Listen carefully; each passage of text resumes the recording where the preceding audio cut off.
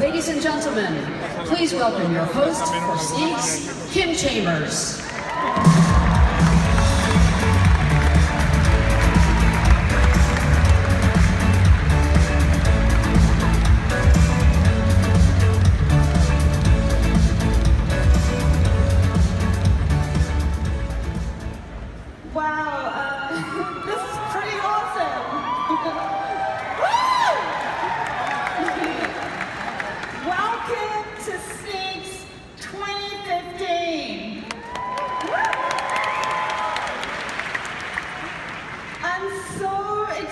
To be here. This is actually my first Snakes. So I'm wondering, are there any other first timers out here in the audience? Wow. Okay, we're in this together. The great thing about tonight is we're going to have a lot of fun. This is basically the pre-party for a spectacular final night at Adobe MAX 2015. But I need to check something real quick. Have you all had a drink? I'll catch up with you guys later. Okay, so we're ready to start. We have an incredible lineup tonight, but before we get into Snakes, I want to bring on stage someone who needs no introduction. He basically knows Photoshop like the back of his hand. And rumor has it he may have been in 1 or 2 episodes of Survivor. So please welcome to the stage my good friend Lex Vandenberg, Principal Product Manager for Photoshop.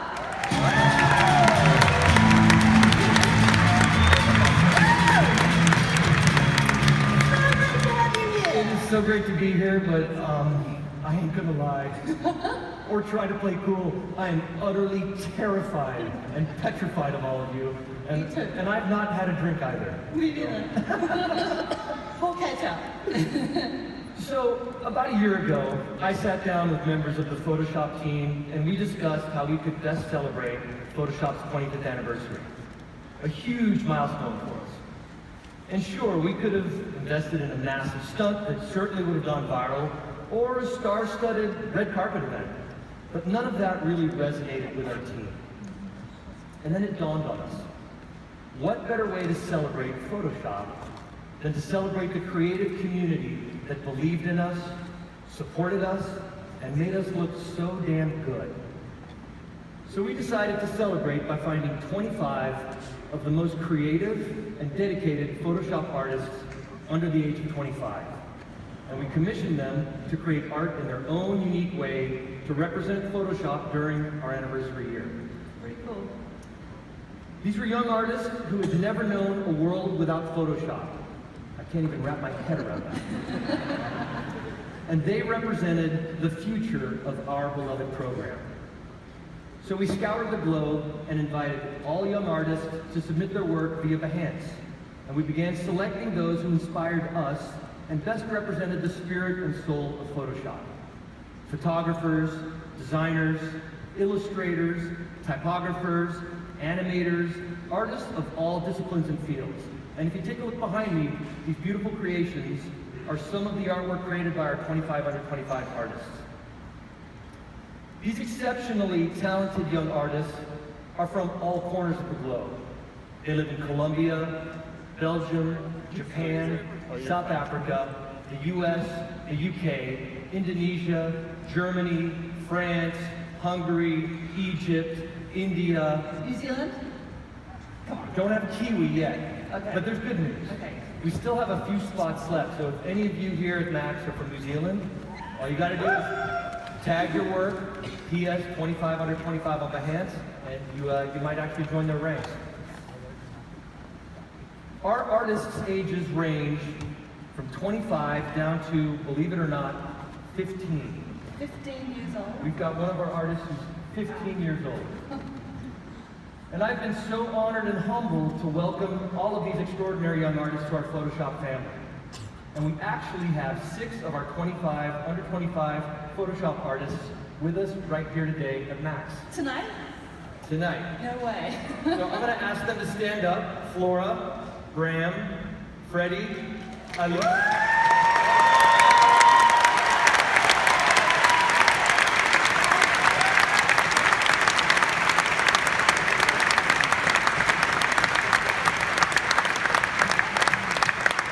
On behalf of the Photoshop team in Adobe, I want to thank you, all of you.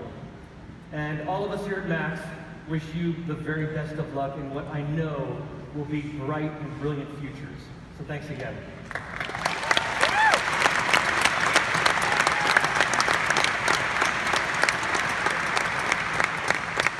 Thank you so much, Lex. I guess I'll see you at the party across the street.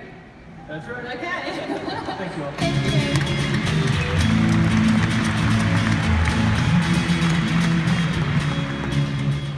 Okay, so I think everyone's really excited to officially start Sneaks, right?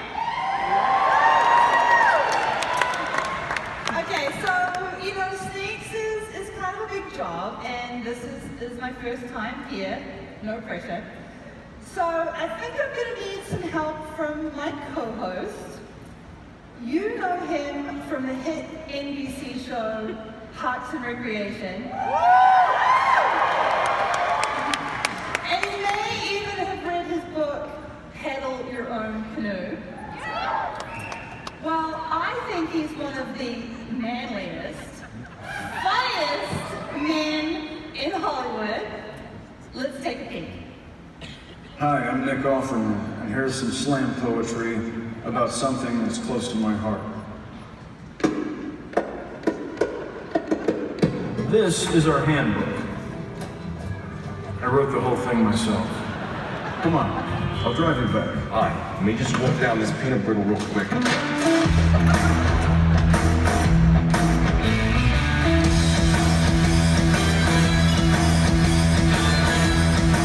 Hey there.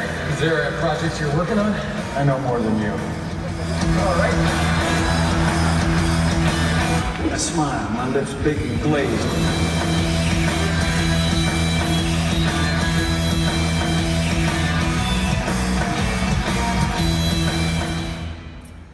Please give a warm Adobe MAX welcome to the one, the only, Mr. Nick Offerman.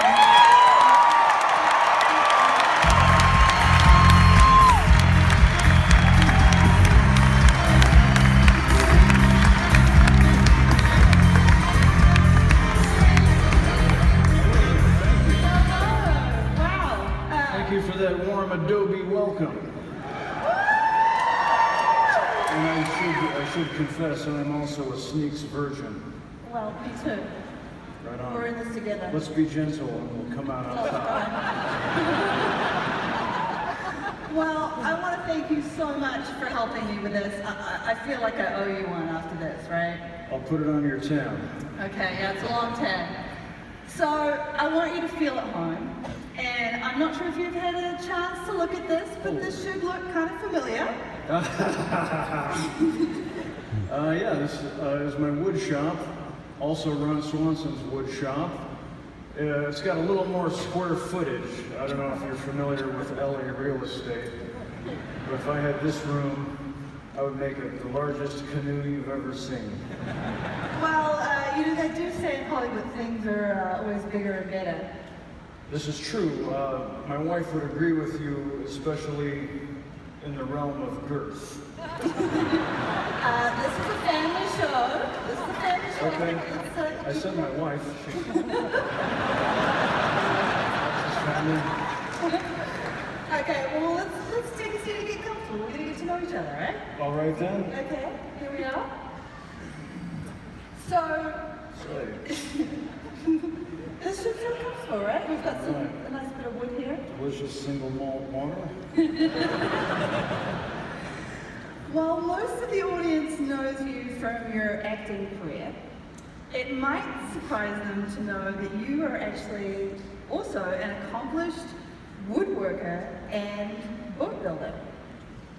That's true. I started as a scenery carpenter in the theater, and now I make things in my wood shop like canoes and ukuleles. and tables, and cudgels, or baseball bats. I don't think I want to ask any more about that. It's a rough town. Yeah, I get that. So, you know, you obviously have a very creative side. I do. I love, I mean, obviously, as a performing jackass, that's where you see a lot of my creativity, but I've always loved making things with my hands, especially working at a big company. I mean, Adobe's probably more fun than working for, say, CBS, I would imagine.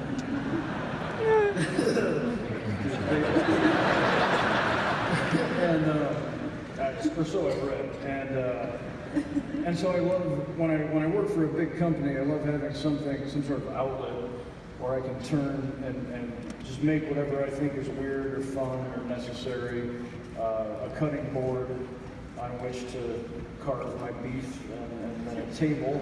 That's very manly man. Well, I wouldn't go that far. There's some impressive ladies working in my shop as well. Oh, I'm sure there are. So, is there like a favorite piece that you've built? I mean, this is your wood shop.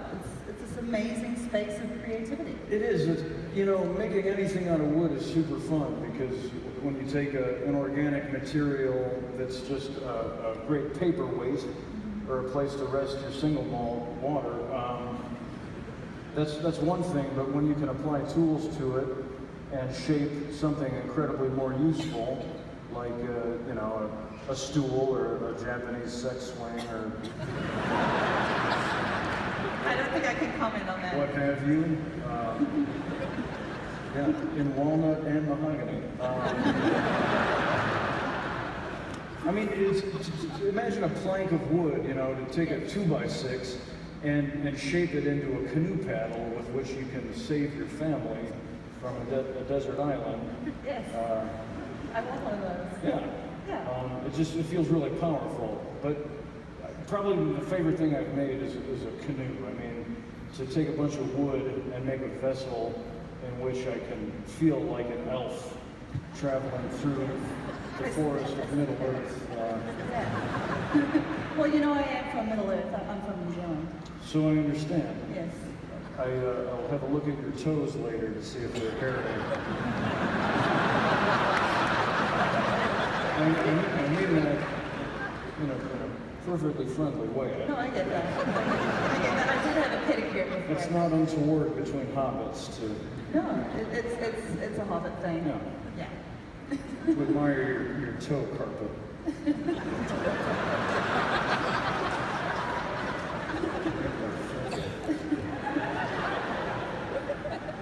Yeah, so no, it's great that you have this very creative side. I love that.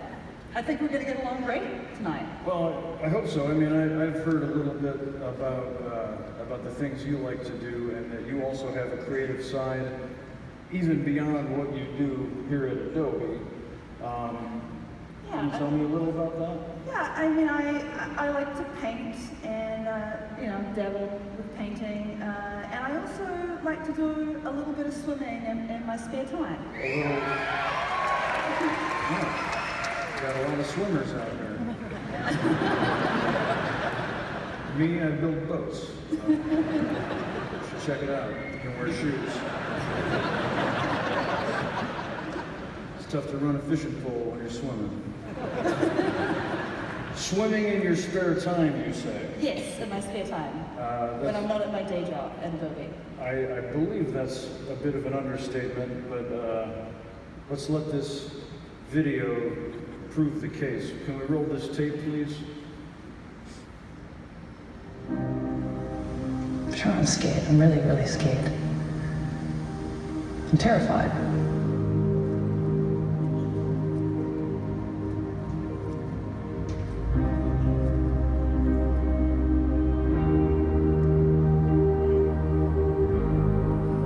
I read one headline, about swimming in shark infested water, who would do that? And so yeah, I'm completely nuts. There's that. But it's time to swim in the pool now. I met a couple of guys at the pool and they said to me, have you ever thought about swimming in the bay? the first ever Kimberly cold water swim. I just loved it. And I was like, this is what I've been looking for. It just felt so adventurous.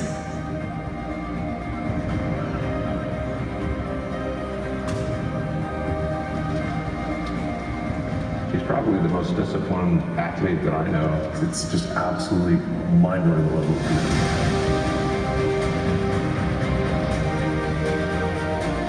It became this dream. If you're going to dream, dream big. The swim becomes a metaphor, if you will, for the rest of what you're doing in your life. This is like this metamorphosis taking place. It's this exploration, it's this adventure. It's going to be rougher than she's had before. It's going to be longer than any swim she's done before. Just 30 miles out there away. A long 30 miles. She really considers swimming at the Fairlands like her sanctuary. She loves it. There is this energy about the ocean that is electric. This is the toughest swim in the world. Everyone knows it. And I know now that it's completely in the hands of fate. It's so scary. So scary. It's scarier than the sharks. If you think you can't do something or if you're afraid of doing something, that's exactly when you should do it.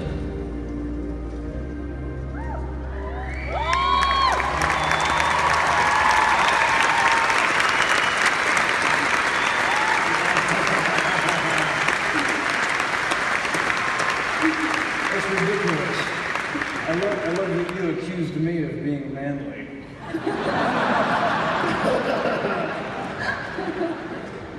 There's a badass on stage, and then there's a fellow with a beard.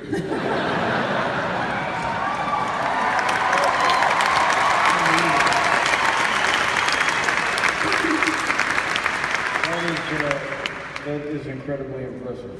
Thank you, thank you. No, that means a lot. And really, if you think that's impressive, wait until you see what our engineers have in store for us tonight. No, really, this is pretty amazing. I think you're really going to enjoy Sneaks. I think the unofficial theme of Sneaks is make it or break it, right? Some of the stuff we're going to show today will work. Some of it won't. We hope it will. And that's part of the fun, right? Is just to see what will happen. And this is all live, cutting-edge technology. Because, at Adobe, we're always sort of pushing the boundaries, and we want to see this become a reality. It may or it may not. And what's also really cool about tonight is that, we really appreciate your feedback from what you're going to see. And we want to hear from you about what you think. So each of these sneaks is going to have their own hashtag, and we invite you to share it on Twitter, share your feedback, so that we can make tweaks to the sneaks. Also... Make sneak tweaks? Sure. Okay. Yeah, tweaks, sneaks. Yeah, you're on Twitter, right? Sometimes, yes. I may have stalked you for the last couple of weeks. I'm a reluctant user of Twitter, but it is a fine channel for disseminating information about the puzzles I do with my wife. Yes. That's not a euphemism. Again, this is a family show. Straight up jigsaw puzzles. Right, got it. So, what's really, really, really cool about is that most of these engineers have never been on a stage like this. And it's kind of scary. Like, I think it's like swimming with sharks. Well, we are indoors. Yes. And if we rest, we don't drown in water. That's true. That's true. So there are some slight differences. Minor, yeah. And hopefully these predators are more polite than sharks. I hope so. I'm looking forward to being gently supportive to people with incredibly powerful brains. Yeah, it's pretty impressive. But it's what you said at the end of your clip, like if there's not fear involved, if there's not a risk to trying to create something new or go to a new place to take an adventure, then you're doing the wrong thing, Yeah, you've got to be scared. Yeah. So, that's what this is all about. We're just gonna roll the dice and see what happens. But, before we officially get into sneaks, I was just told that our partners at Microsoft want to show us what is actually our first ever hardware sneak. Michael from Adobe and Brian from Microsoft are here to show us what's new. Hello, Adobe MAX. What a pleasure to be here. I'm Brian Hall. I run marketing for Microsoft Surface. This is our second year in a row here at MAX. I gotta tell you, this is a much more diverse and cool event, especially when you compare it to our events. It's true, but you can't rat me out for saying that. No tweets. I have people that need to pay the bills. We came 2 years ago, last year, our first year here, because we had Surface Pro 3. It was the first time, I heard of you, who has Surface Pro 3? Much love. That was the first time we felt like we had that harmony of hardware and beautiful software from Adobe with the Creative Cloud that supported touch and pen. In doing that, we started to engage with the community much, much more and learn what would it take to create the most creative devices on the planet. And we learned in particular that the people who loved the Surface Pro 3 loved that it freed them from their desk and let them have their creative studio wherever they wanted to go. That really inspired us. And so we, as a team, have been pouring our souls into how to create those next most creative devices on the planet. And today, just this morning, it's kind of a quasi-sneak we're doing here today, we announced 2 new Surfaces. And I want to talk to you briefly about them, and we're going to take a look at one. The first is the Surface Pro 4. This is, thank you. This is everything you love about the tablet that can replace your laptop, made way, way better. Everything from the 267 dpi screen with Pixel Sense technology so that the touch, the pen, the color, the contrast is just great. The performance, we've upped it all more than 30% faster with the latest Intel Skylake, up to i7 processor, up to 16 gigs of RAM, up to 1 terabyte of storage, all in a device that's 8.4 millimeters.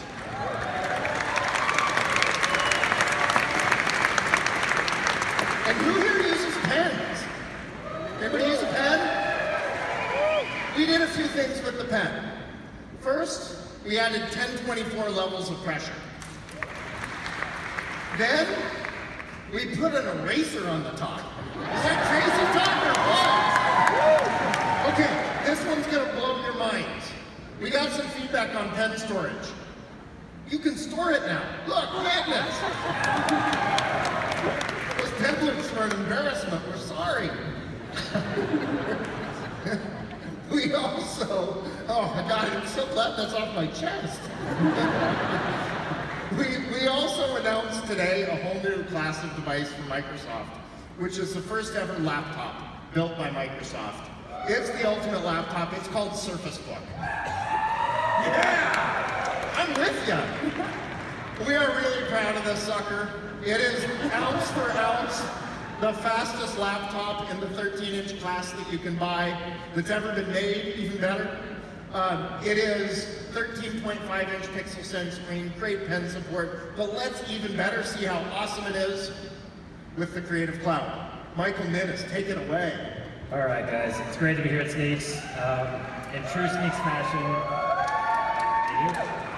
I've had about 30 minutes with this device.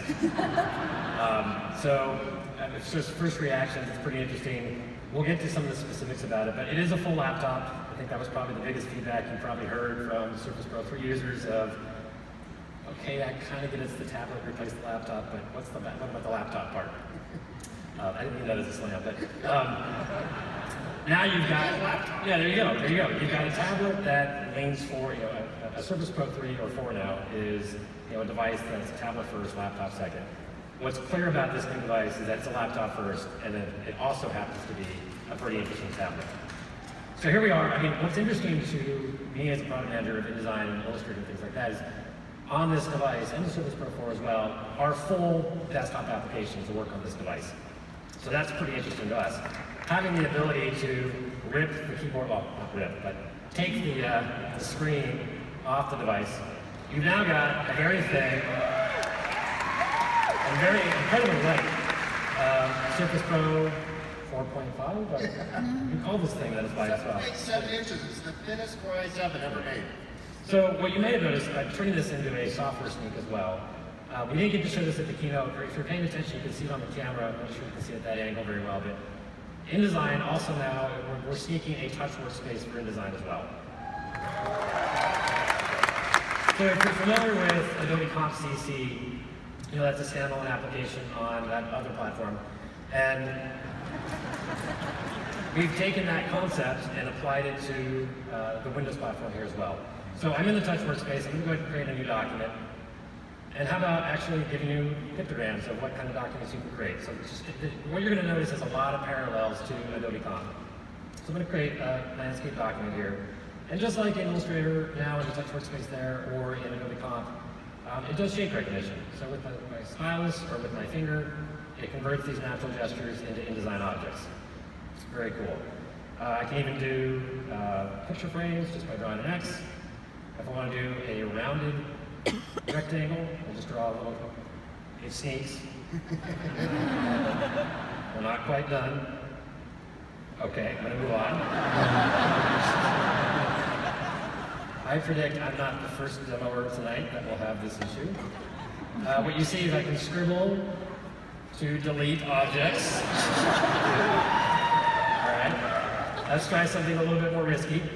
If I draw a bunch of objects very quickly in succession, the touch workspace, just like Comp, is smart enough to convert all those into other keying objects. All right, so let's try to actually lay out a page. I promise it didn't do this to him earlier. All right, so to get started, I'm going to open up my CC Library panel, and it's touch enabled as well, so I can do that. I'm going to go ahead and drag out an image from my CC Library, and let's go ahead and position this on the page where I want it. I want this to be a page, an image that goes full screen. So I'm going to go ahead and resize that frame. And we're still working on the functionality, so right now I have to size the image separate from the frame. We'll work on that. So I'm going to tap on that image and go ahead and make that bigger as well. It's going to get clipped by that for a smaller frame size, and there we go. All right, I want to add some text. So I'm going to go ahead and draw, just like in Comp, I can draw a box with a dot and get a headline. And I can draw 3 lines very quickly. Let's try that again. With a dot, and we get a paragraph. I'll do one more of those. Good. There's the angle, you can see better. Okay. In addition to that, let's go ahead and apply a character style or a paragraph style to that text from our CC Libraries panel. I gotta say, through the power of Creative Sync at least once tonight. All right, there's the headline. We'll go ahead and apply a style to that as well. Now here's something interesting. I want to actually change this from placeholder text to real text. So I'm going to go ahead and double click into that text frame. And you'll see something interesting happen. I get an input field where I can actually go ahead and type. So I'll just type in the journey begins. Try that.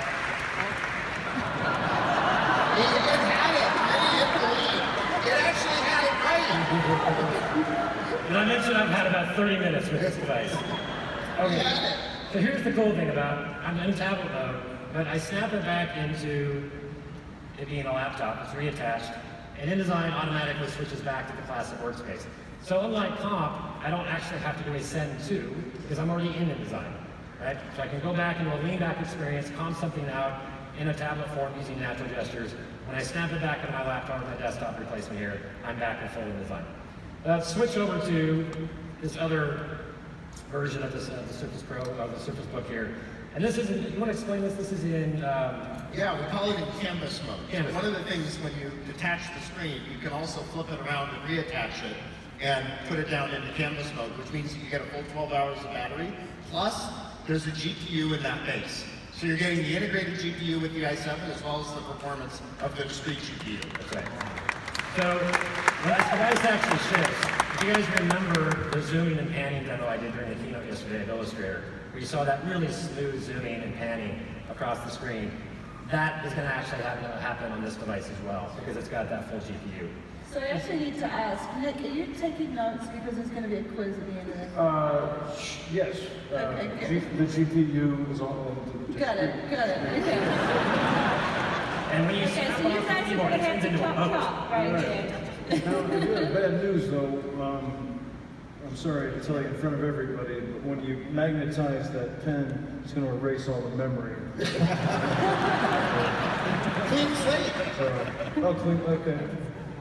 So you might actually have to wrestle them off the stage right now, Nick, because we're moving on to our next sneak. Great. Let's chop Hey, chop. one last thing. Yes. In truth, you're blowing my mind. Here's an eraser. Yeah. Nick, you're going to have to go wrestle them. Thanks, everyone. Thank you so much. Fantastic. Great work.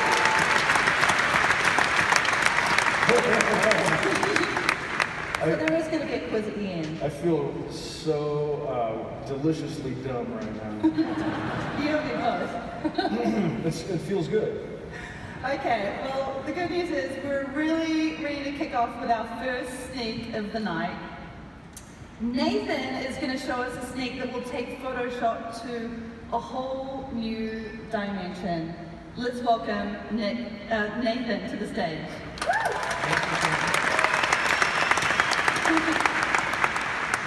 So over the past few years, Adobe has added some amazing 3D printing features into Photoshop. And I really hope that all of you have had a chance to go see the impressive artwork in the pavilion in the conference center. There's some really beautiful content that's been made there. Now naturally, I'm excited about trying out 3D printing too, and so I wanted to get started with 3D printing. So here I've got Photoshop open, and the one thing that I know that Photoshop's good at doing is, working with images. So how about I start by loading a simple image in that I want to mess with. So here's a PNG of Nick, so there we go, what do you guys think? Right. Now, Gorgeous. I'm going to, yeah. So I want to turn this into 3D so I can print it out. So let's look at what options I have currently in Photoshop here. 3D, mesh from layer, postcard, and there we have it, a 3D version of Nick. Well, this isn't that exciting. I could send it to a 3D printer and it would be this little flat plane and kind of boring. But how would you like me to actually generate a full 3D version of this image right in front of your eyes in the next 2 minutes? So I better get started because it's going to take me some time. And for those of you who have done 3D modeling, you know it's very time consuming. Trim a couple of those chins out of there, that'll serve. I'll work on that. All right. I feel like you need your mustache comb. Yeah, right? it's true. Okay, so I'm going to start by loading the image of Nick. So here we go. And all right, it shows up. Now I have to give the computer a little bit of information. It needs to know where its eyes and mouth are. But we've programmed it to auto-detect some of these things. So let's see how the computer did. Well, it did a pretty good job. There's, I made a few mistakes here. So I'm just going to go in and quickly correct the few mistakes. Getting the jawline right. It's confusing. There's several All right. Pretty good. All right. Beautiful. It's a generous. How's that, Nick? Does that look good? All right. And I need to move the eyes a little bit because I sort of missed the location of his eye. All right. So the other thing I need to tell the computer is where the hair is, because when I'm going to turn Nick into full 3D, hair requires sort of special processing. So I need to quickly select, the hair. So I'm going to come over here and do the little hair painter tool, and I guess that's close enough. Looks pretty good. Now the last bit of information to do the full 3D modeling process is to specify where his neck and shoulders are. So I'm going to do this here.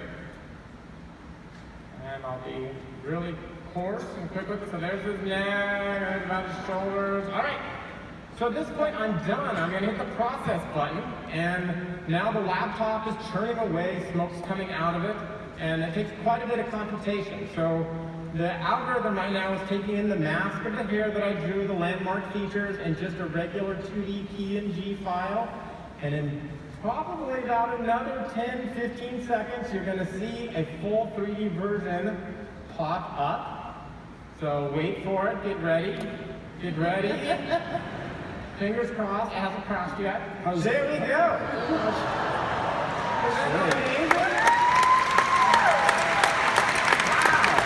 Bring me that guy. Save this out. It's hunkifying.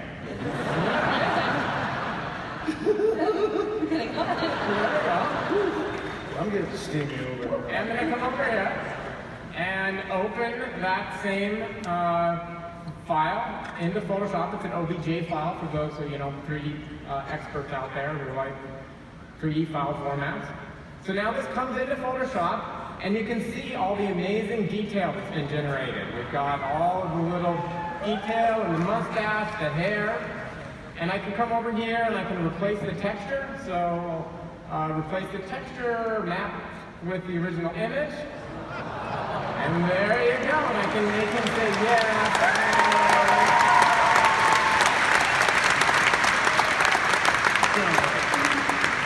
We're gonna blow out your GPU, friend. Yeah. So the next step is to send it to a 3D printer, and unfortunately 3D printers are rather slow. I'm gonna have to go to the menu and send it to a 3D printer and print surface, but that would be really boring to do on stage, and it would take hours. So instead, I actually printed out existing content that I prepared. So, and again, these are unretouched. They took about 2 minutes. So here is a 3D portrait of Kim from a black and white photo. It's amazing. And here is a 3D portrait of Nick.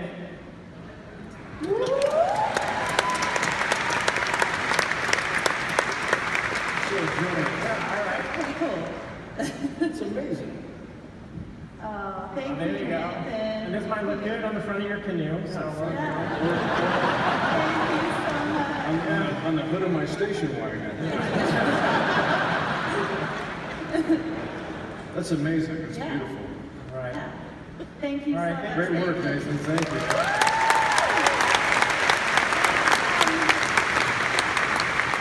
I was actually wondering, do you think we could swap? I'll just take that one. Oh, you want to trade? Well, I think this might go really well in my cubicle in my Adobe office. All right, that's fair. And then we can pretend we're co-hosting like forever. I'll make an armature for this and then swim at it. That'll be like my carrot. Okay, we'll put that there. Yes.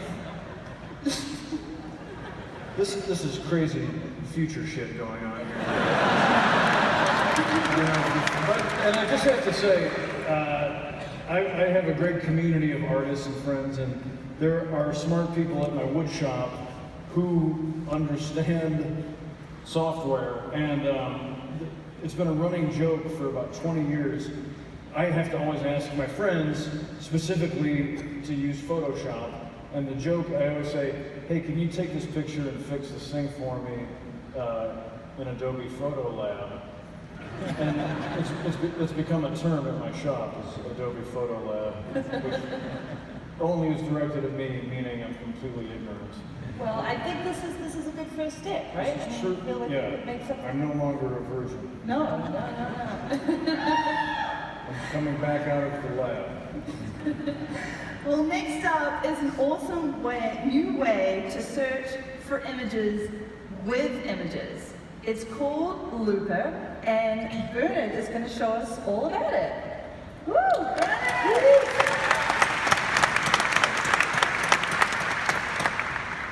So this is Project Looper. Looper allows you to search for images with images. So instead of just relying on text, you now use an image as your starting point. This gets you closer to the style, color, or composition that you're looking for in one simple step. Allow me to show you how this works with a little bit of an example. Let's pretend that I have been given this Illustrator file, and I'm now on a hunt for an image of a lion to fill in this design. And I'm going to start off with Looper with a simple text query. And Looper is currently looking at enhanced cover images.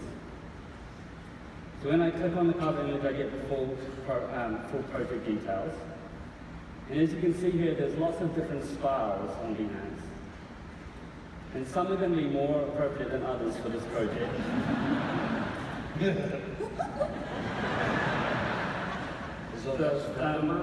The thing about Looper is that you can give an example of what you're looking for, and it will go back and find similar images on Behance. So I'm going to drag this line, this photo, into the search box, and it's going to come back with similar looking lines. If I pick like a sketch image, Looper's going to look at the sketch and look at the line quality and composition, and bring back similar looking sketch sort of designs there.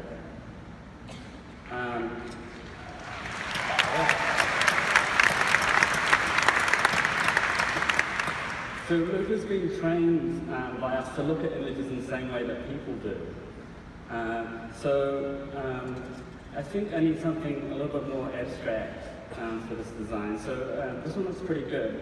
I wouldn't know what to call this with text, so it'd be very hard for me to find it, but Looper doesn't care about that, so he's going to drop it in the search box. You come back with really similar looking lines. But I think for this project, I need something a little bit more colorful. Right? So what I'm going to do here in Illustrator, I'm going to grab this color wheel. There's a little thing I haven't told you about Looper is that we can actually put two images into the query. So I'm going to paste this color wheel in and see what happens.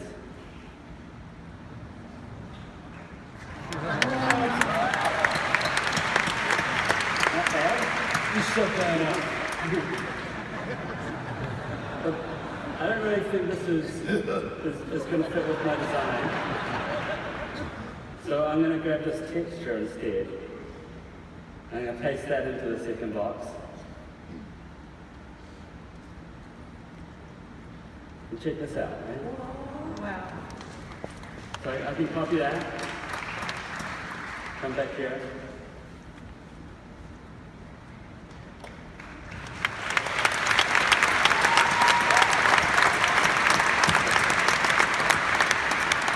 So just imagine how difficult this would have been with using just text alone.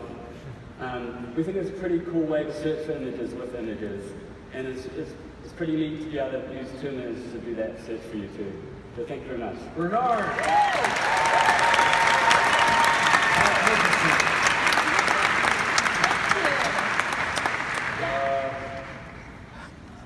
Can we do that with boobs real quick?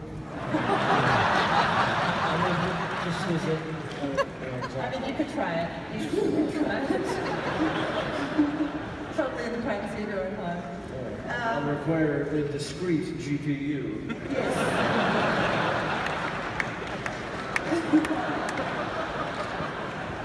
I mean, you could even probably look for like a Nick Offerman lookalike, you know? What an appetizing prospect.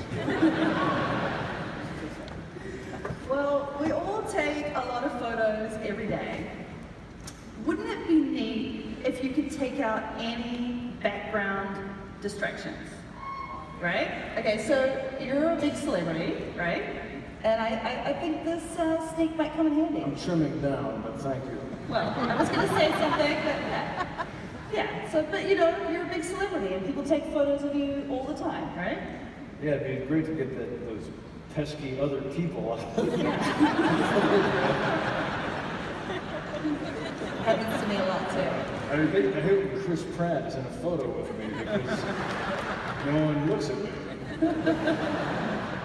Well, let's just see what Eli has in store for us. Please welcome to the stage, Eli. Woo!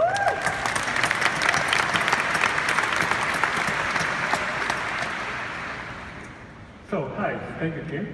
So, most of you are probably familiar with the content over fill feature and spot healing brush in Photoshop CS5 we introduced a few years ago. Now it's part of Photoshop Mix, and as you heard yesterday, also Photoshop Fix. So, it's a pretty useful feature. I'm sure many of you are probably using it, but let's face it, most of us don't really retouch most of our photographs. It's a pretty daunting task. We have to open an image, zoom in on onto all of these distracting elements in an image, garbage cans, pieces of dirt, cropped people, cropped objects, etc. And then mark them one by one and remove them. So, but what if a computer or software could automatically identify all of these distracting elements for us and just remove all of them at once with a one-button click? That's exactly what we try to do in this project. So in order to do that, we designed a simple brushing user interface that allows some mechanical Turk users to brush or mark regions in images that they think are distracting. So here is one region that one Turker gave us, and here is a bunch of other regions that other users gave us, and we found out that there is quite a lot of consistency between them. So we collected a bunch of such images with their markings, about a few thousands of them, and applied a machine learning algorithm to train a model that can predict these regions, the location of these regions, in a new image. So let's see now a short demo that we built on top of this system. So here you can see an image, a nice image that was captured in a beach in Barcelona. There's this nice sign, but there's also this annoying group of chairs in the back. Yeah, that's right. So let's have a look at some debugging information. So in the top center image, you can see a bunch of regions in this image that our method computed, and they're color-coded by how much distracting they are. So the brighter the color is, the more distracting the region is. And now we have a very simple slider at the bottom, and as we move the slider, it starts removing the most disturbing regions in this image. So that's the first region that was removed.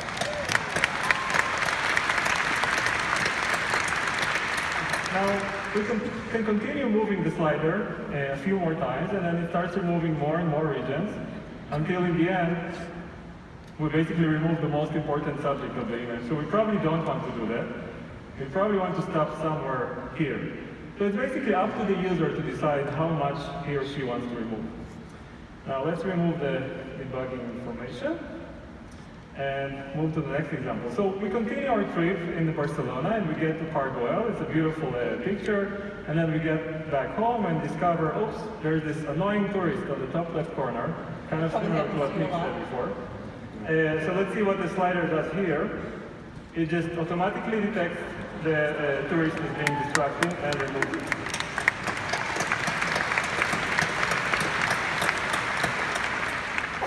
Now we're back to our hotel room and we take a picture of our beautiful bed.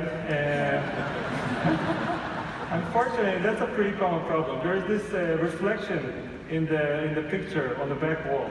And again, we move the slider and it automatically detects this is a distractor and removes it. What? I told you this would come in handy for you. Another common problem is strong light sources, especially in night photography. We all know this problem. So let's see what we do. Our method does in this case. We move the slider. In this case, the light source is pretty big, so we need a few motions of the slider. But after a few of them, we basically remove most of the light source and reveal the main subject of the image.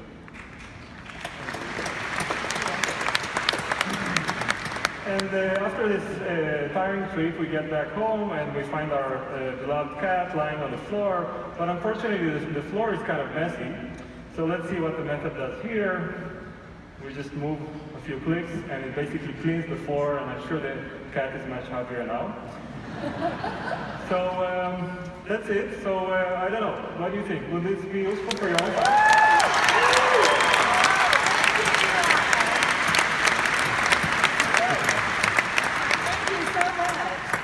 I'm wondering, like, for you, Nick, are you more of like a photo bomber or a photo bombee?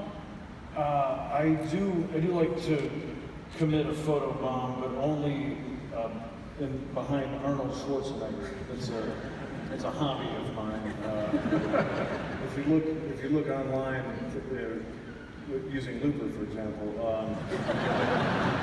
and you use Photo Batuba, you'll find several examples of red carpets where I'm menacingly staring in the background of Arnold. And nobody's tackled you to the ground or hog Not tied? yet. I was hoping to create a ruckus, but nobody cared so far. Well, I noticed, you know, since we're in your woodshop, there's a pretty unique font on your sign there.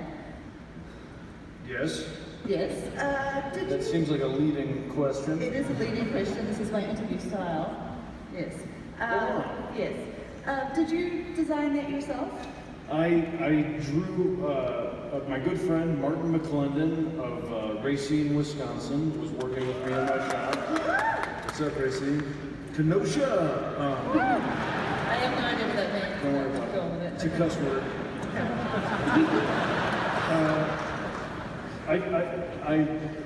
As I often do with in my wood shop, I'll draw a really sloppy table, and my intelligent helpers will put it into Adobe Photo Lab and create a beautiful picture. And so I sketched out what I wanted the sign to look like, and he did the printed version. I like it. I like how you use your people for that. I delegate as much as I can because I'm actually clumsy and not very talented. Well, what if, like, I really wanted to know more about that font, and I just wanted to capture it and get that information, right? I could bring out Halen here, who's going to tell us all about deep font. Welcome, Halen. Totally tricky. Welcome. Thank you. Font is one of the core elements in design. Yet the way we interact with fonts has not changed much since the invention of digital typography. Every day, we are still using decades-old font menu to choose fonts. Today, I want to show you some new work we have been doing in the research labs on recognizing fonts from images. Let me start with one example. I'm a graphic designer. I'm working on a CD cover for one of my clients. I showed my work to her, and she liked the overall design, except for that she didn't like the font I chose for the title. Instead, she showed me another photo that she got from the internet, and she wanted me to use the font from that CD cover. As much as I like my own design, I told her that it will be all taken care of. So I went back to my studio and opened my design in Photoshop. Can I switch to demo, please? This is kind of like how you delegate to your people. This lady sounds like a real pain in the ass. you're very patient. That's what you have to do. I have no idea. So here is my design in Photoshop. And I was going to change the font in Photoshop to match what she wants. And then I realized there was a problem. So I have thousands of fonts installed on my system. And it's going to take a lot of time to go through them one by one to find the font she wants. So we have developed an artificial intelligence algorithm that can help you solve this problem. Let me show you how it works. First, I will load the image into Photoshop.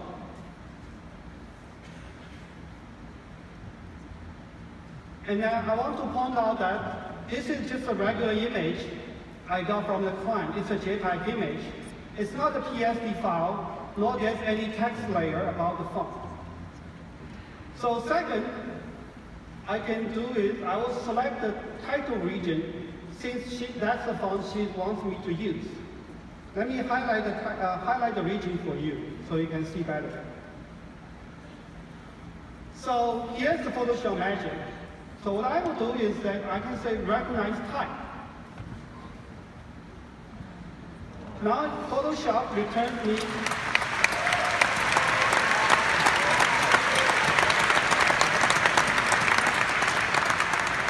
Thank you. So Photoshop returns me a list of fonts it thinks is similar to based on the visual appearance. And as you can see, the first one matches the photo, and it's actually the correct font. And it's called Lush Regular. Now I know the name, so I can go back to my design and update it accordingly. Mission accomplished.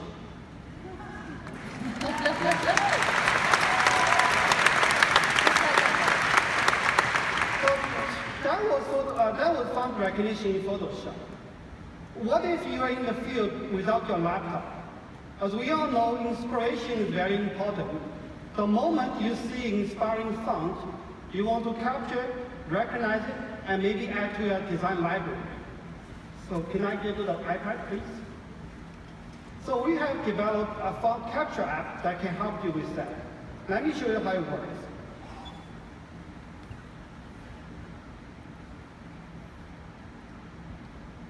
So I ran into this poster yesterday in the street. I really like the font and it's used with the background image. So I took a picture of that poster using my cell phone. And on the cell phone, on my phone, I can select the region, the text region, and then just recognize when I'm done. And the app will return me a list of similar fonts.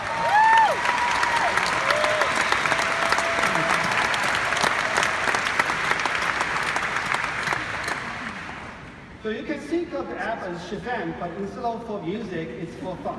I get it. So this is font recognition running in Photoshop and as a mobile app. Thank you so much, Helen. It is based on the latest research on deep learning and trained with millions of images on NVIDIA GPU. And the current technology can recognize over 7,500 fonts. They include all type A fonts and many more, and we are working to include even more fonts. I hope you found this technology interesting. Thank you. Thank you.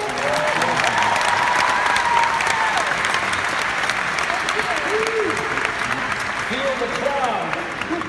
How cool is that? The quick brown fox, yeah. Yes. Suggestive.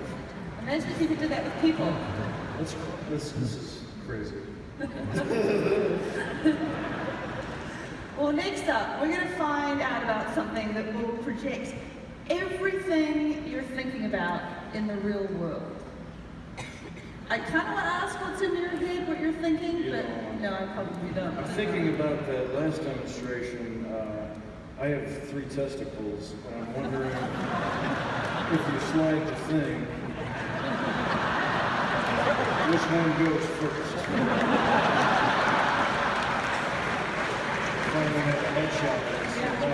That's something I've always wanted to know myself. But more on that later. Well,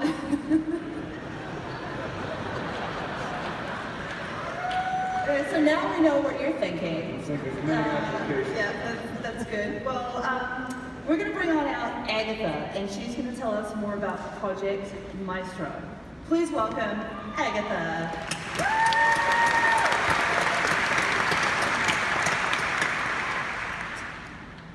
As a creative, a lot of the times I feel like there's so many different ideas that are stuck in my head. And Adobe has created amazing tools to help you and I to create and visualize what we're thinking so that we can share it with the rest of the world.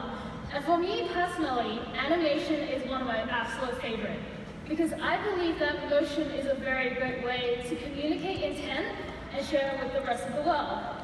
But as we all know, animation is a very time-consuming medium. Even for professionals, they spend so much time just to get the right keyframe and animation curves. But now we have something new, which is the touch device, which means that you can now map one-to-one with the movement of your fingers. And so today, I have a brand new app to show you. It is allowing you to create these expressive motions through touch. So let's jump right into the demo. So we can see here, oops. So we can see here a scene that I've created in Photolab. I think you could use this thing. I think we're all to something here. It's starting to trend. Yeah. So anyways, so I've put in all these different elements from Photolab into Maestro as separate layers. So I can do something that most animators are already very familiar with. For example, with this cloud, I can set a keyframe here and then move it in time to a different position, and now it will interpolate. Cool. But what Maestro allows you to do is the fact that now you can press play, and in real time, it will track your fingers and capture its position.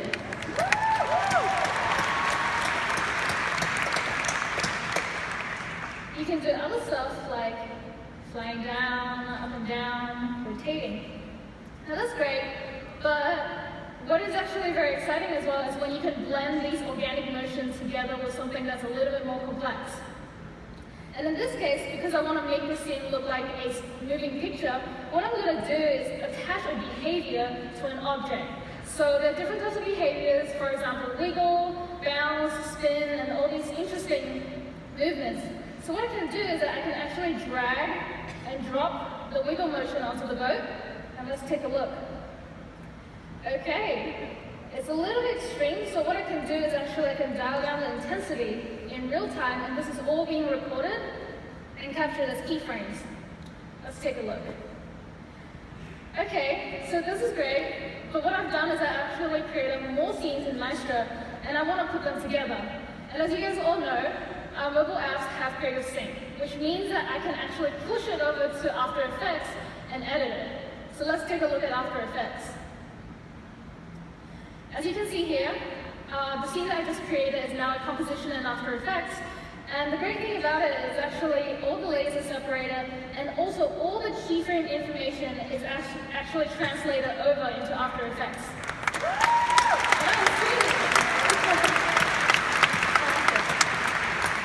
Which means now you can control the timing, you can control the value, you can control when to start the plane flying and when to stop it.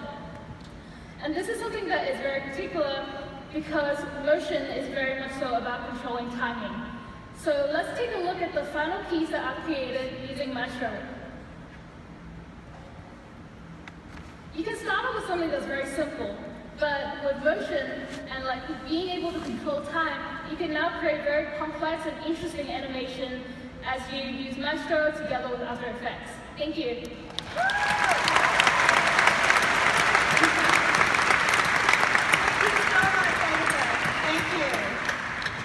Wow, that was pretty innovative. Crazy. I would never personally turn down the intensity of the wiggle, but yeah, I was going to ask you about some behaviors, but I wasn't sure if that was appropriate. There's a few other behaviors I might need.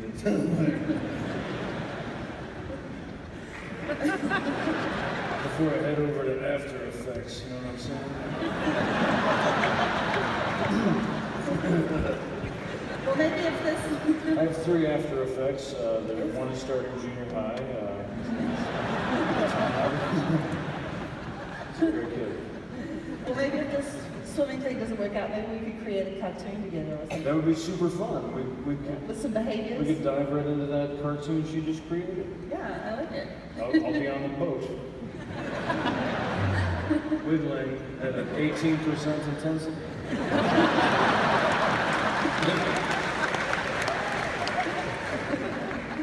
Well, yesterday we saw Sarah demo Project Comet. But yeah, I'd be like that, right? But tonight, Adobe is going to take us into a deeper dive and tell us more about designing with real data. Please welcome Adobe. I have Project Comet open here, and I have a mobile app design. And you can see there are a lot of repeated items. It's tedious to select them and duplicate them, and if you want to change one, you have to change everything.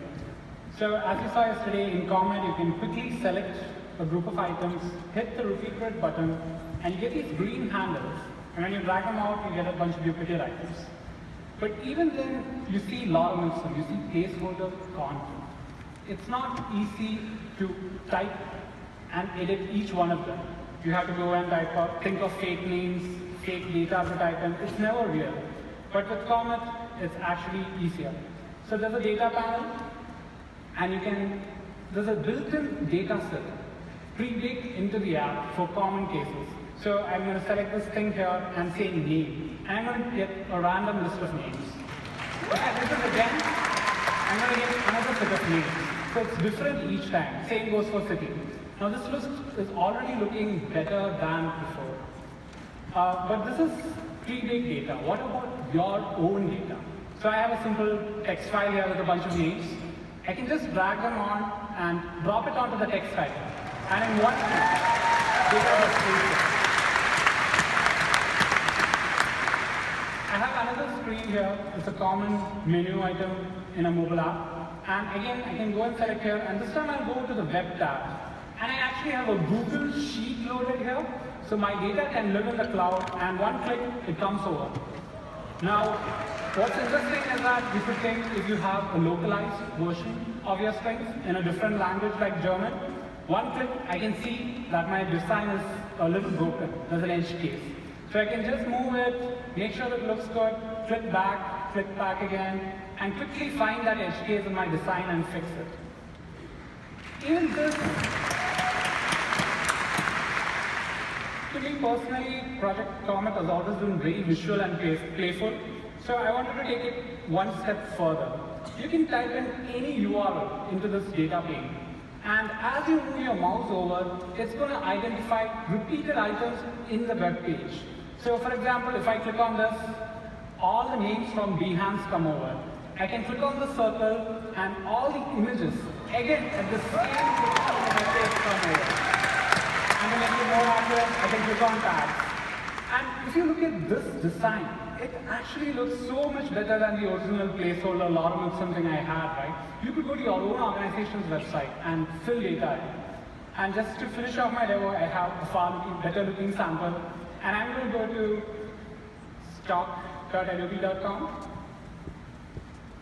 if I can type that on stage. And I'm going to search for Yosemite. I don't think the stock team has seen this demo. So in one click, beautiful images just flow into my design.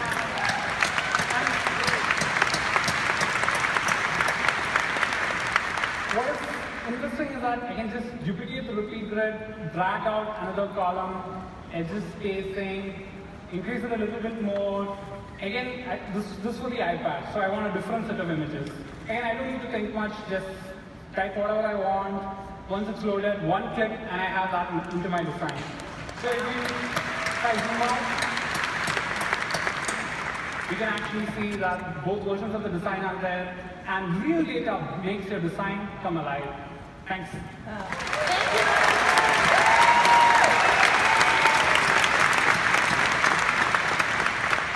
Maybe you could use that to organize all your fans.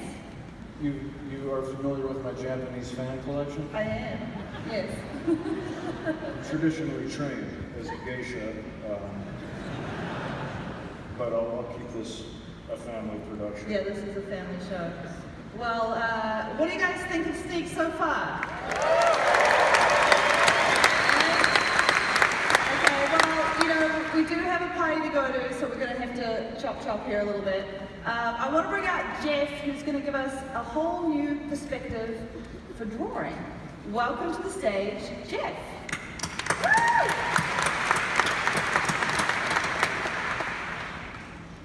The world around us is in perspective. Everywhere we look, we see pleasing symmetries, vanishing points. And for me, being an engineer, I've always admired the simplicity of architectural line drawing. As a kid, I would try to mimic the style. But as it turns out, it's really hard to draw in perspective. Even Renaissance painters had a hard time with it.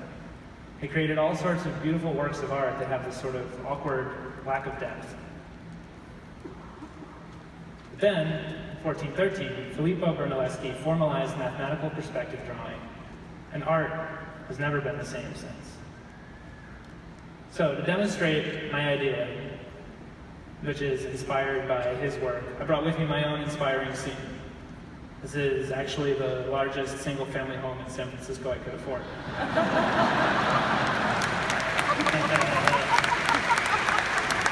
I didn't know that you had dollhouses in your wood shop. Don't worry about it. Okay. Yeah, a dollhouse. So imagine that you're out for a walk in San Francisco and you come across this beautiful building with symmetries that you find inspiring that would work perfectly for your current project. So wouldn't it be great if you could simply capture the perspective of the scene? Let's try it out. Just now put a picture. It'll be analyzed. And you'll see that we have indeed captured the perspective.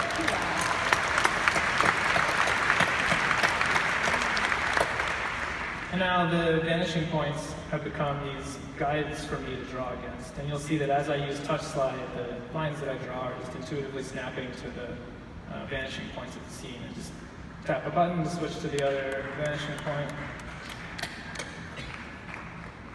So go ahead and draw the front of the building here, the corners.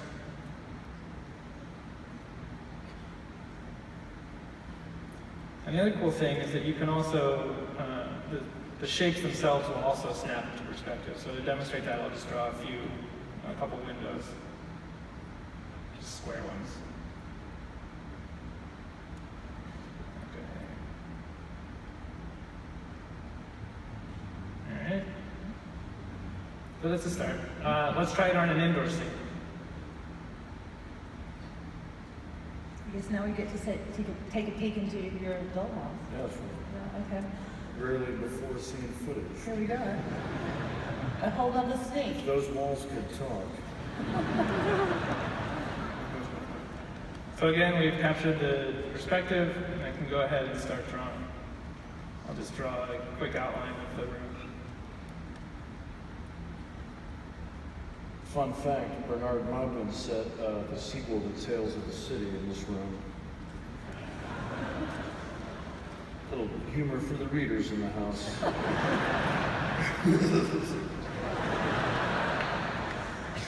So the last cool thing I want to show is that you can also drop in your Illustrator assets. I'll put this puppy here, and you'll see that it's snapping to perspective. I also have a poster from I drew for the Max logo here. We can. Oh, it says Max. Did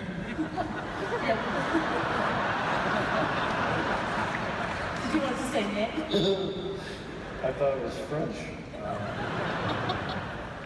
And now from there, you can tap a button.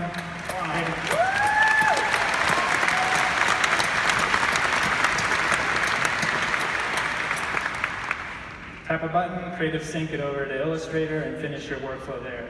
I think we can all agree that is exactly what Brunelleschi would have wanted. That's pretty fantastic.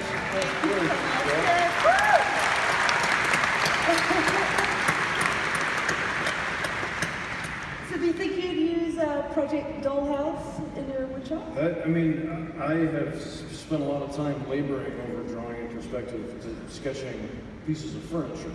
Yeah.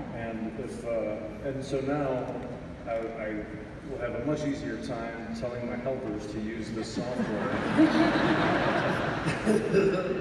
But we could even change the title to Project Woodshop, make it a little more manly. Sure. Yeah. Yeah, Okay. I'll get on board with that. Okay, well stick with me, I'll hook you up with Thank something you. like that. Okay, so next up is Lee, who's going to give us a whole new meaning to the phrase, stop twisting my words. Give it up for Lee. Welcome! Hello there. Thanks for having me. So one of the problems that when I'm doing design, I often come up with is choosing a font for a specific project. So here I am in Illustrator, I'm designing this poster for this workout called Murph, and everything is looking good, but I basically have just put some placeholder text for the title. And then I'll usually start trying to go through all the fonts on my system, then I'll go to Typekit, but maybe for certain projects you want something completely customized. You don't want to use an existing font. So oftentimes what we do is we'll take some existing text, we'll convert this into outlines, and then start dragging around Bezier points. But anytime you start dragging around Bezier points and handles, first of all, it's really time consuming, and then any changes you make to a specific letter, it's really hard to have that same style be applied to all the different letters. So I want to jump over to the iPad and show you an application that we're prototyping. And first I want to explain how it works. So instead of dealing with the outline of a letter, we're instead dealing with the skeleton, or the thin center line, which defines the center of the letter. And here I have the letter P, and we can see those skeleton points are defined. And for each of those points, we derive 2 additional points on either side that controls the thickness. And when we're dealing with the skeleton, we can manipulate those skeleton points without the curves actually being affected. So let me jump over to the app. So this is still pretty early days, but here we essentially have a skeleton font which is provided, a thin center line. And then using sliders, we can extrapolate create any type of thickness that we want. We can do things like obviously adjusting the width if we want to create a condensed or an extended version. We can make adjustments to only a certain set of characters, like if we just want to adjust characters that actually have a crossbar, we can control the crossbar.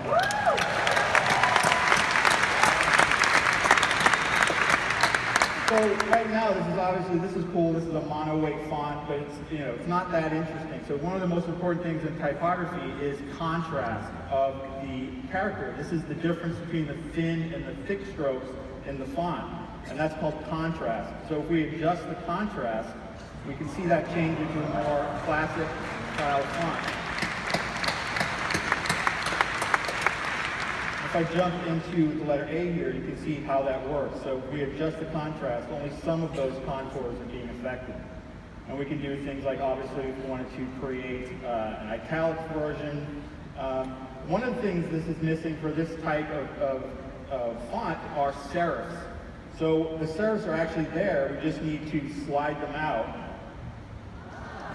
Wow. Now we have serifs here. We can control things like the curvature, about how they connect to the stems, and a whole bunch of different controls. So I'm going to back out here and talk for a second about effects. So let's get rid of this. So we also sometimes want to apply some interesting effects to text. So if we wanted to create a thin center line in the contours, and we can see how that takes effect across the whole font. We can actually take it all the way up and then adjust the offset to create some really cool shadow effect. And we also have things like deforming the path. So if I actually do this jitter, it's actually going to deform the path at different levels, so we can kind of create a stroke which looks as if it's been hand-drawn. Okay, so I want to focus on the problem that I defined in the beginning. So I'm going to come here, I'm going to type in the title of that poster, which is Murph. And I'm going to go ahead and just increase the width, bump up the weight. I might want to control the curvature. So any characters that have curves can be adjusted. Maybe I want to adjust the crossbars a little bit. But this workout's named after a fallen member of the military, so I kind of want a military kind of feel to this. So I'm going to apply a stencil effect to it, where certain contours are kind of moved to give an effect like a stencil. So when I'm ready to export this, right now, you can export this text as a vector, bring it in, or as a bitmap.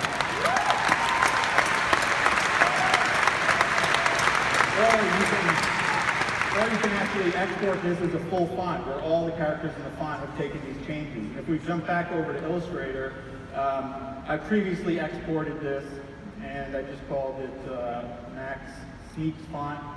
So there's that actual font file that came over from the iPad. Thank you.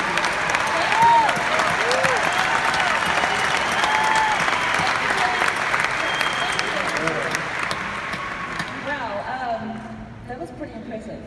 It was better than any magician I've seen, and I've seen Doug Hennig. This is like a magic show. It is a magic show. What? Letters up. I was nervous because I thought he had not taken serifs into consideration. I was relieved. It was hopeful. Yeah. Well, it's been an exciting night so far, and I'm wondering if you heard about the bands that are happening later on. Fits and the Tantrums. Teddy's the Elephant. So yesterday, Jason showed us a little bit about audio remapping, and I think this next sneak will come in handy for tonight's band, or maybe my next documentary. Do tell. Yes, okay. Here we go. Please welcome Will with Project Oxcar.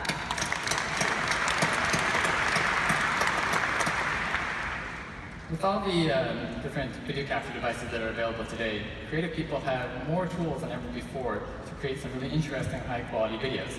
So for instance, I found this one that was shot from the front cabin of a train. Now, this is a pretty cool video, but there's also a pretty simple way that we can make this video, as well as many other videos, even more engaging, and that's to add some music to it. So let's go ahead and do that. I'm just going to drag this track down,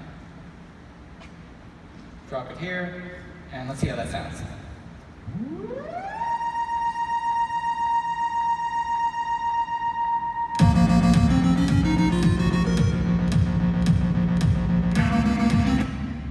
Okay, so that's not bad. I think that the music definitely adds something to this video. But if I was a more skilled editor, if maybe I had some more time, I can make this even better by trying to line up the really interesting parts of this video to interesting parts of the music as well. So for instance, at the very beginning of the video, when the train goes from a standstill to moving, it'd be nice if the music kind of did something interesting at this point. But unfortunately, that's not what happens. And later on, when the train goes into this tunnel, it'd be nice if the music also had some kind of corresponding change. But unfortunately, there's not a lot of interesting stuff going on in the song right now. And finally, when the train bursts out of the tunnel back into the daylight, that's another opportunity for something really dramatic to happen in the music. But again, no dice. So it'd be really great if you get all these interesting moments to line up with really interesting points in the music as well, while still sounding like a single continuous song. But that is an extremely difficult thing to do manually with existing tools. So to address this, we've developed an algorithm that automatically generates a seamless version of the song that hits all of these musical change points at the specified times. Now, as Tim mentioned, this is related to the new remix feature in Audition that you saw at the keynote yesterday. But while remix focuses on retargeting just the length of a song, here we focus on trying to hit all these different change points at the specified times. So let me just go ahead and run our algorithm on this track, and you'll see it will analyze the song for a second, and then it'll generate a new version of the song. And I can just go back into Premiere, and then just import it. And now, let's just drop that imported track directly underneath the video. And you'll notice I'm not doing any editing here, I'm just dropping it straight down. But now when we go back to those different interesting points in the video, you'll see that something interesting is also happening in the music. So for instance, at the beginning of the video, when the train starts moving, that's right when the beat kicks in.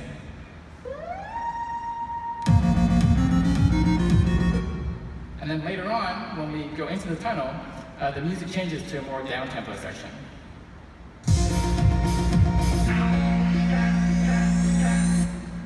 And then finally, when we burst out of the tunnel, back into the daylight, there's a really big build-up and a drop.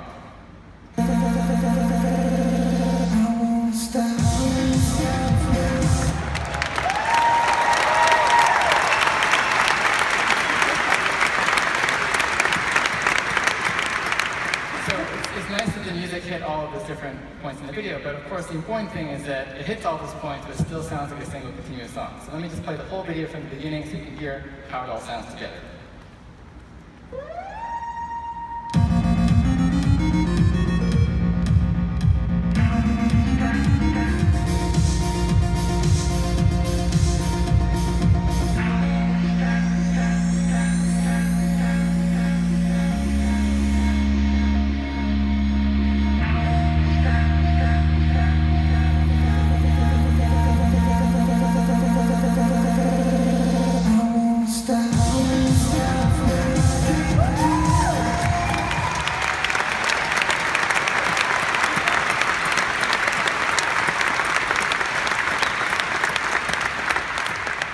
We think this will be a really incredibly useful tool for a lot of editing tasks, and we hope to get it onto your hands and see what you do with it soon.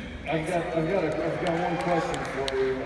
That's amazing, and I think what's on all of our minds is once you get it developed, Project Boxcar, will it work on other things besides train? No, just on train. Just train videos.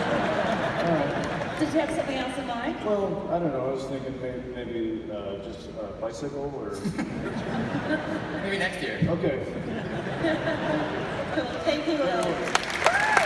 It's amazing. So you actually kind of gave me an idea. You know, I heard that you actually do a little breakdancing on the side. I've been known to pop and lock.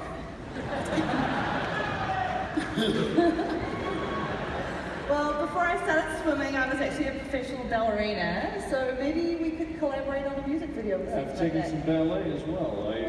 I know You have a all. feminine side. I know the 5 positions. Yes. My changement is legendary. Little ballet joke for you guys. Heard of an ostracism? So to speak. I'm gonna quit while I'm ahead. So let's hear it from Kaylin, who's actually here to show us a quick and easy way to see your images in a whole new light. There we go. Thank you. Welcome, Kaylin.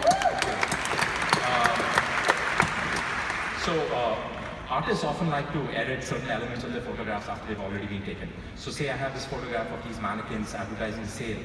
But the thing is, the sale is over, so I want to remove these letters from this t-shirt to kind of repurpose this image for a different use.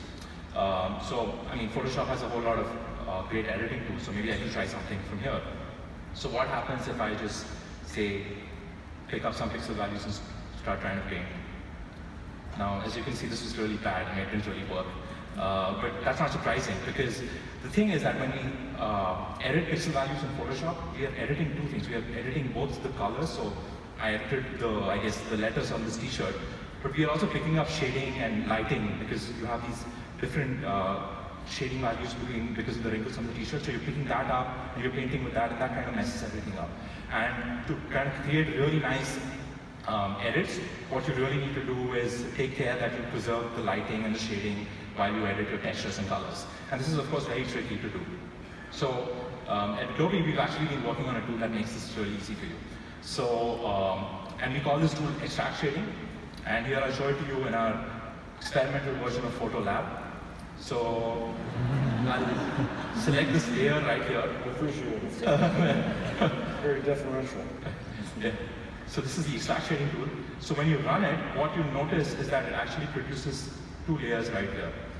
So the first layer is called the reflectance layer. And what you notice is that it's almost completely flat. And that's because all it's doing is it's capturing the colors and the textures in the image. It's removed most of the lighting information. And all this lighting information is actually preserved in a different layer that we call the shading layer. And as you can see, this shading layer actually captures the wrinkles of the shirt. It doesn't have any of the letters.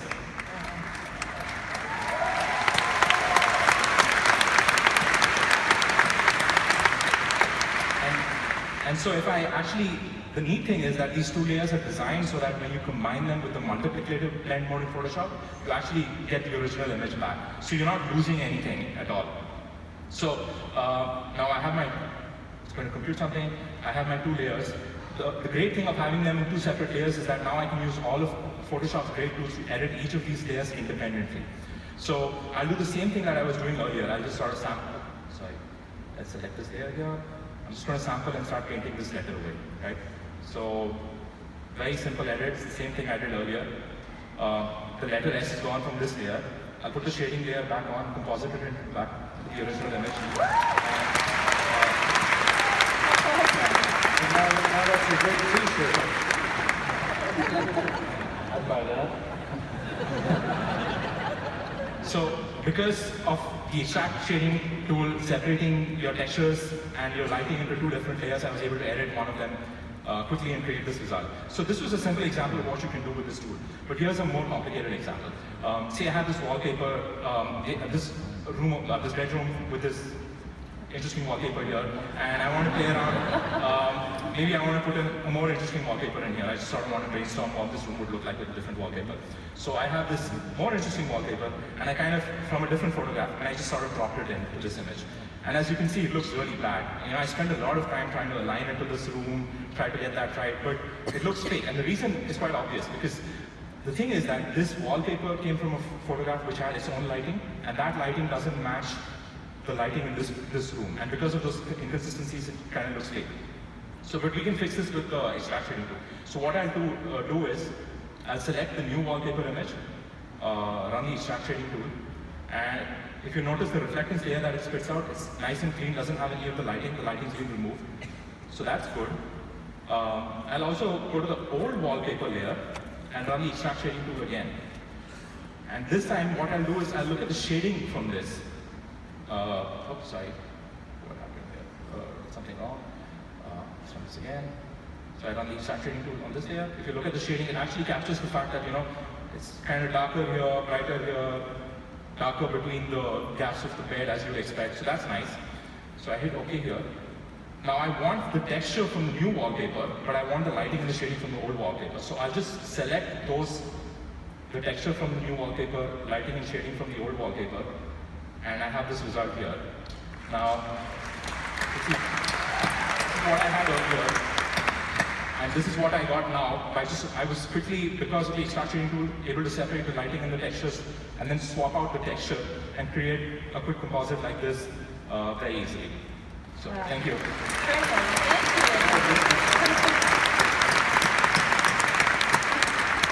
Maybe we could redecorate Nick's woodshop here with that. Well, I'd be interested in seeing some of the photographs that you take of mannequins. Whether or not they have letters. Maybe you don't want to see them. Exactly. Thank you so much, Helen. Yeah, so this definitely feels like a magic show. It's the best. I didn't know what to expect, but I feel like a kid in a candy store. And I can't wait to roll my sleeves up and make my helpers use this stuff. Well, our last sneak is quite the disappearing act. Let's welcome Ashutosh and find out more about Monument Mode. Please welcome Ashutosh.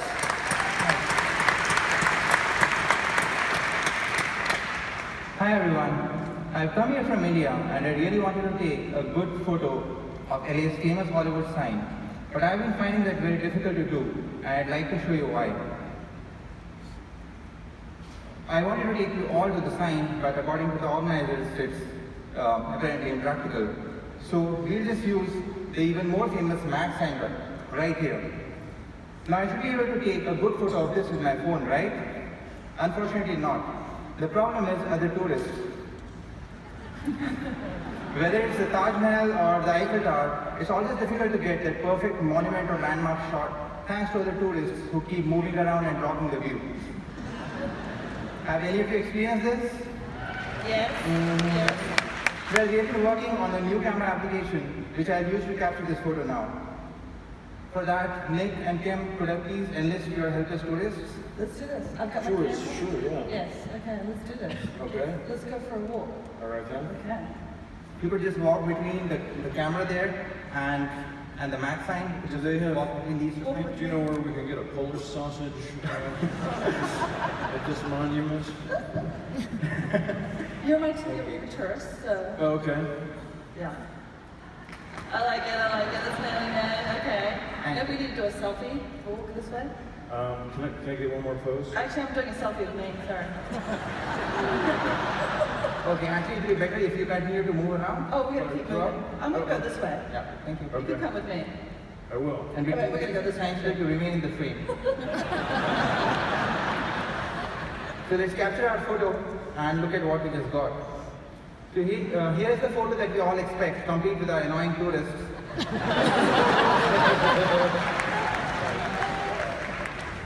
You son of a bitch. However, we're not done yet. Nick and Kim, could I have you again, please? Oh, sure, we're not done yet. tourists. Okay. I'm sorry, I'm doing a bad job. Okay. Now if I turn on, you could continue to move. I'm just gonna pretend I don't know you. Now if I turn on monument Excuse me, mode, miss. Would you like to see my act? I can do this all night long. Okay. Please. I'm going this way. I've got 3 After Effects at home. I'm very hungry. I want to see some breakdancing. That's So now if we turn on monument mode and start capturing, and could you please move around? Oh, we're gonna go. Sure. Stop trying. And now if we start capturing, we see a new live camera preview. You can also see the original camera feed in the corner of the screen. I'm going to need a sandwich at some point. Honey, this sign is amazing. I told you it has 2 L's and 2 O's. Everyone knows that. Okay. How's that? Would it be annoying enough? We're going to keep going. Yeah, could you just have both of you moving again? We're almost done. Yeah, I didn't need to go for a run this morning. These tourists are incorrigible. And as long as they keep moving, they won't reappear in the photo. And once you are satisfied with it, you can just capture the photo here. And now if you look at what we got a good photo of the sign.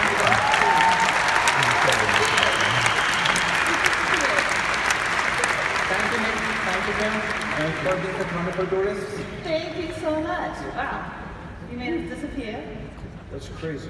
Let's look at some more samples. Thanks a lot. Thank you. I think I pulled something. Okay, we've got a few more things to show us.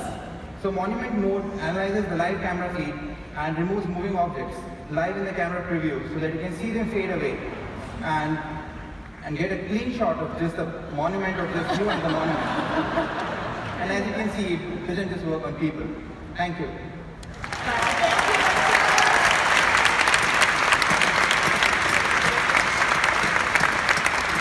If I hadn't had my feelings hurt, I'd be very impressed. Well, that was Sneaks 2015. What did you guys think?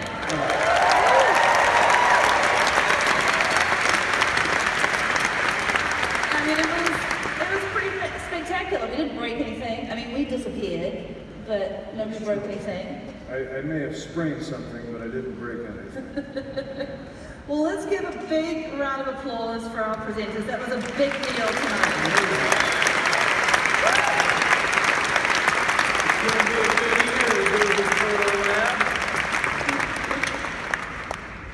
And now we get to celebrate at the party just outside, featuring Fitz and the Tantrums and Cage the Elephant. Are you guys ready to go have some cocktails? Cage the Elephant is also one of my wife and my favorite sexual positions. This is where we cut the mic and you guys go get a cocktail?